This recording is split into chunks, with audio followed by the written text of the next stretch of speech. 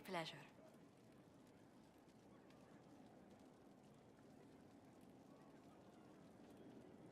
How do you stay so civil with everyone, Josephine? Bonds of circumstance among the nobility are fickle. Civility is the only constant everyone admires. And I do deplore rudeness in those who know better. Does it even become a strain sometimes? Well, it can be trying. There is no shortage of self-regard among the nobility. The game can be wearying, discouraging, and extremely baneful. But honestly, I'd miss meeting people. I've made the most fascinating friends. One good thing about becoming Inquisitor has been meeting so many different people. I'm pleased. I imagine we appear a strange bunch to those outside our circle. Mages, Templars, Seekers, and an apostate elf are not often found working in harmony. Or at all.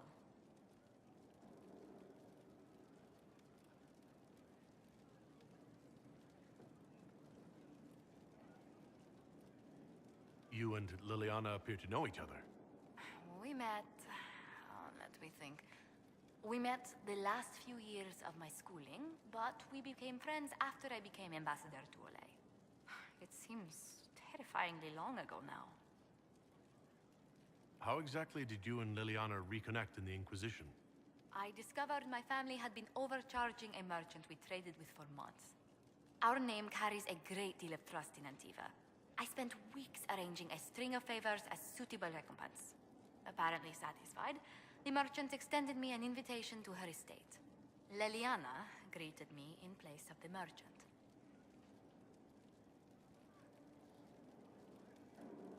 I assume there was more to it than a strange way to say hello.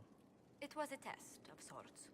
Liliana claimed she needed someone of painful integrity for the Inquisition. I accepted, once she finally explained what it was. Do you remain close? Yes, but she's grown so much more distant than the outgoing woman I met in Val Royeaux. Liliana used to wander the Orlesian courts, singing the sweetest songs, charming the greatest wits. Now she collects secrets and takes risks that would make empires tremble. I worry, but she will not hear it. Does Liliana confide in you? She enjoys revisiting our more disastrous adventures.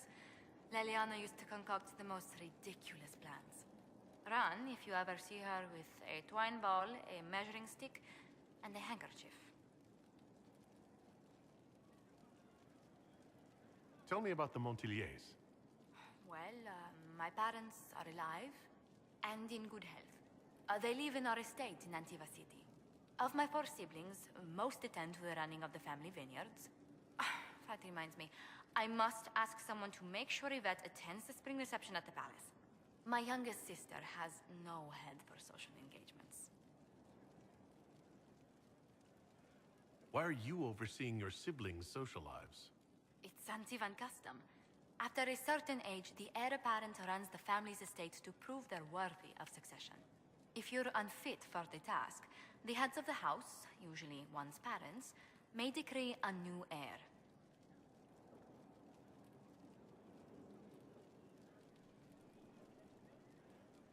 What do these Antivan heads of the household do if they don't run it?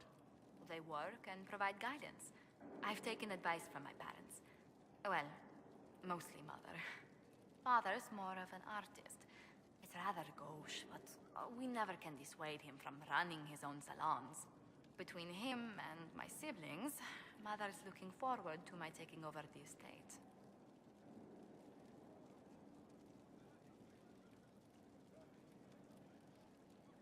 Between that and the Inquisition, when do you ever rest? Delegation helps a great deal.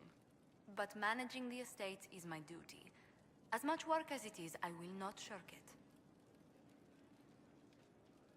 Is running your family's estate that important to you? I'm responsible for their welfare. A Montilier never shuns their familial duty. Taxing as those duties can sometimes be.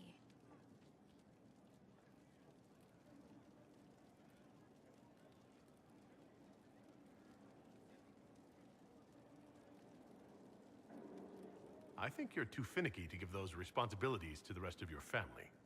You don't know them. Put Lorien in charge, or Antoine, or Yvette? No, truly. It must be me.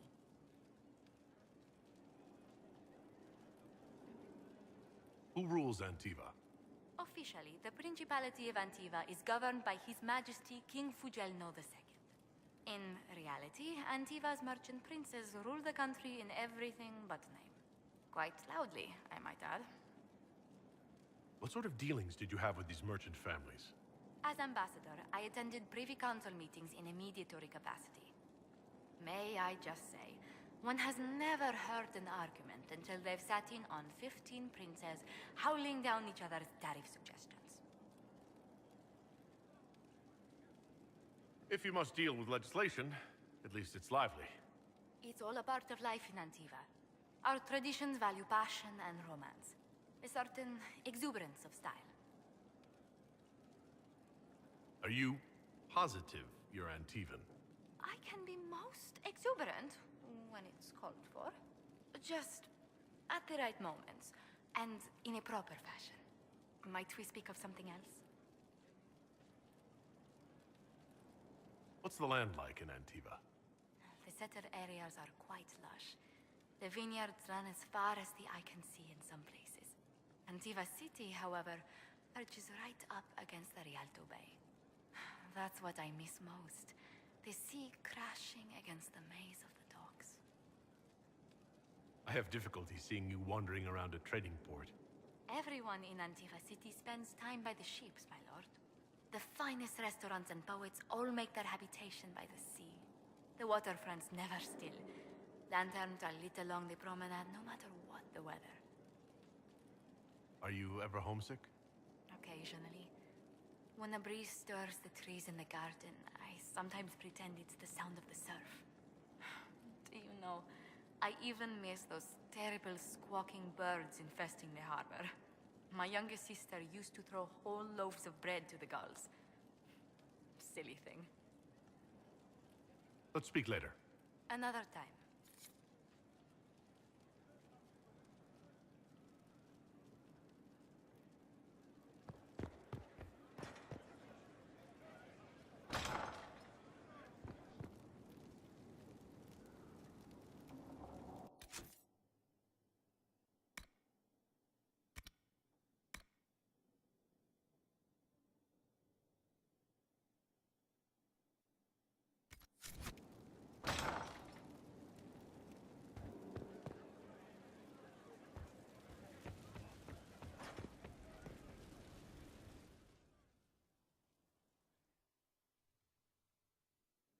For judgment this day, Inquisitor, I must present Captain Tom Rainier, formerly known to us as Warden Blackwall. His crimes... well, you are aware of his crimes. It was no small expense to bring him here, but the decision of what to do with him is now yours.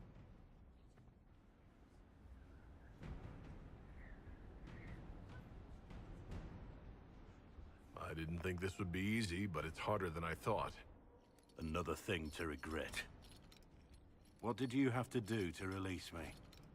Josephine called in a few favors. There are enough people out there who owe the Inquisition. And what happens to the reputation the Ambassador has so carefully cultivated? The world will learn how you've used your influence. They'll know the Inquisition is corrupt.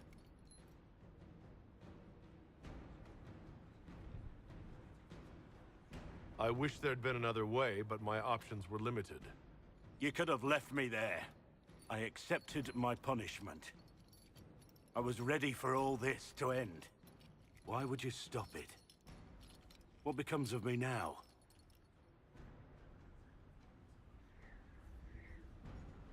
You have your freedom. It cannot be as simple as that. It isn't. You're free to atone as the man you are, not the traitor you thought you were, or the warden you pretended to be. The man I am. I barely know him. But I have a lot to make up for.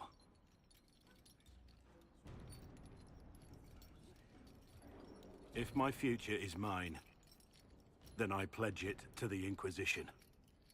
My sword is yours. If I'd said anything less, would an arrow from the rookery have snuffed me like a candle? Take your post, Tom Rainier.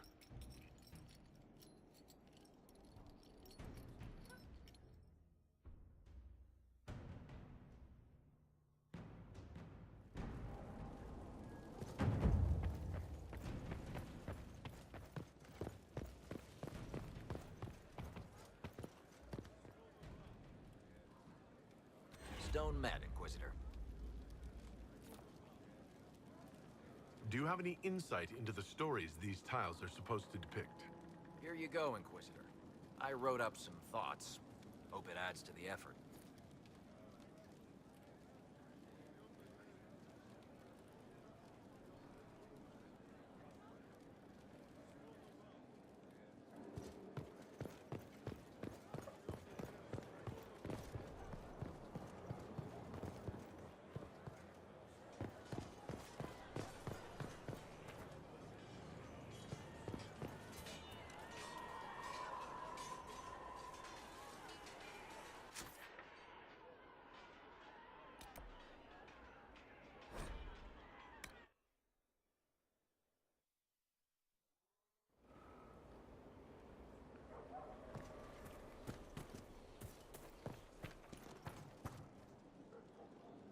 Inquisitor.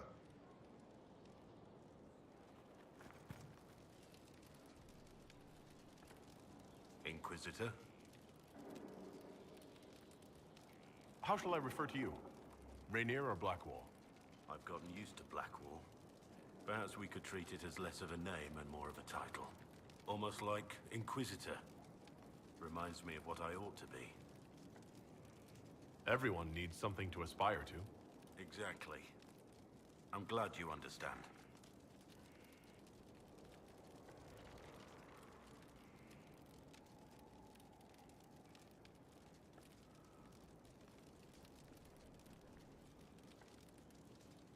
Let's talk about you. The truth this time. I suppose I owe you that. Did you have a family? A wife? Children? Children?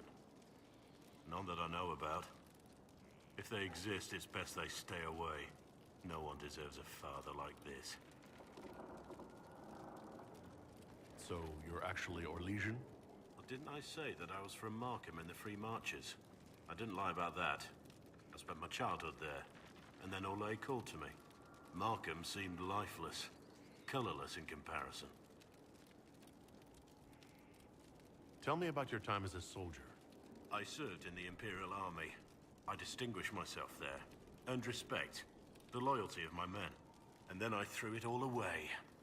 Betrayed my own side for gold. Only gold. You were on the run from the authorities, weren't you? Yes. I made my living as a hired sword. Spent most of my coin on drink. The occasional whore. I never stayed in one place for long. Had to keep moving. I got to see much of Olay that way.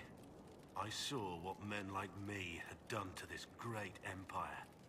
It was a shock. Seeing it up close. Hearing the stories. It's one thing to hear the news from afar. Another to actually be there. We'll continue this another time.